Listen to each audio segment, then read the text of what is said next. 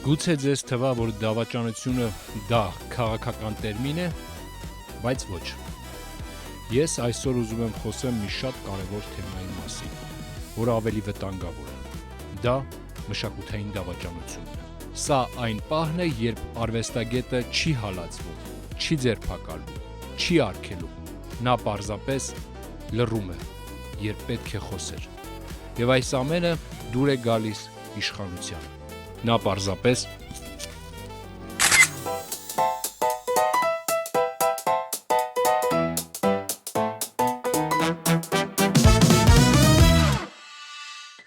մշակութային դավաճանությունը դրոշակների փոփոխում է։ Դա արժեքների փոխանակում է հարմարավետության դիմաց։ Երբ արվեստագետը ասում է. Ես քաղաքականությամբ չեմ զբաղվում։ Երբ թատերական գործիչները ասում են. Իմ գործը թատրոնում է, ոչ կյանքում։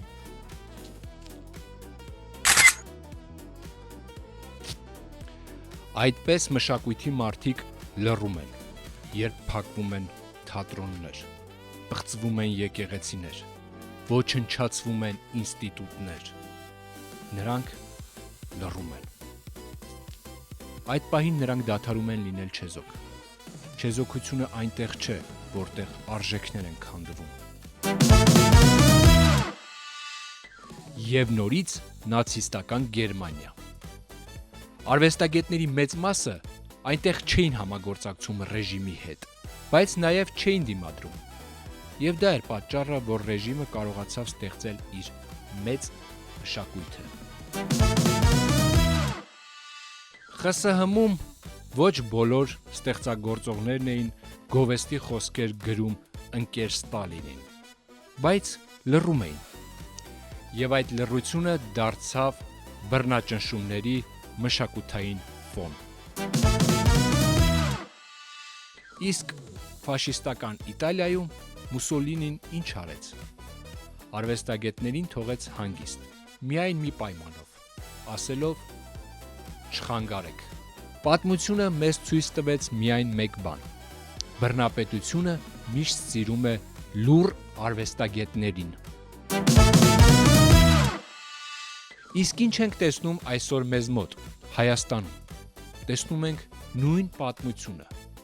ոչ թե զանգվածային հալածումներ, այլ հարմարեցումներ։ Բոլոր ժամանակների նույն մշակութային գործիչները հրավիրվում են հանձնաժողովներ, ինչպես նաև ղեկավարում դրանք։ Բոլոր ժամանակների նույն արվեստագետները ստանում են պետական բեմեր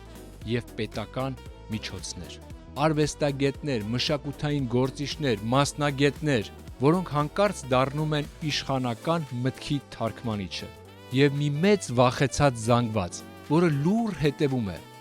երբ քանդվում են բեմեր, փակվում են թատրոններ, հարված է հասցվում եկեղեցում։ Նրանք չեն զբաղվում քաղաքականությամբ։ Նրանք զբաղվում են իրենց գործով։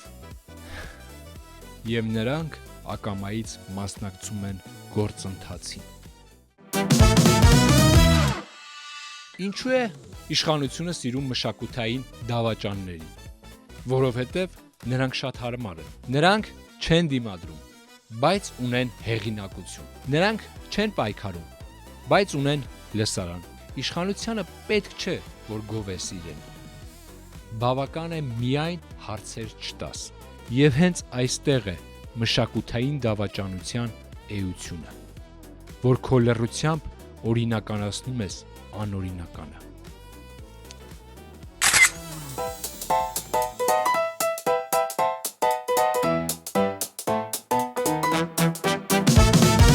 Եթե դու արվեստագետ ես ու մտածում ես Իմ ձայնը ոչինչ չի փոխի։ դու չարաչար սխալվում ես։ Քո լռությունը արդեն փոխել է ամեն ինչ։ Մշակույթը միշտ եղել է թիրախ, ոչ բանակը, ոչ տնտեսությունը, այլ մտածողությունը։ Եթե այսօր մշակույթի մարդիկ չեն կանգնում իրենց արժեքների կողքին, ուրեմն վաղը պետք է նրանց անունները ջնջել պատմությունից։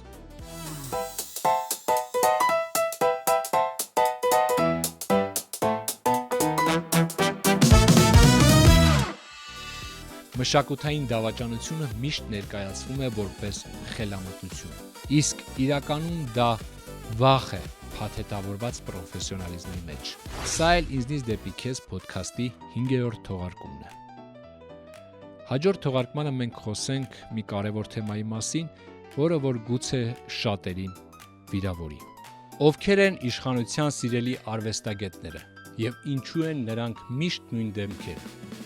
Եվ իհարկե վերջում չմոռանամ ասել, եթե հավանեցիր մեր այս հաղորդումը, անպայման հավանիր, կիսվիր եւ իհարկե չմոռանաս բաժանորդագրվել մեր էջին, որպեսզի բաց չթողնես մեր հետագա ոդքասթները։ Շնորհակալություն, որ լսեցիր։ Կհանդիպենք։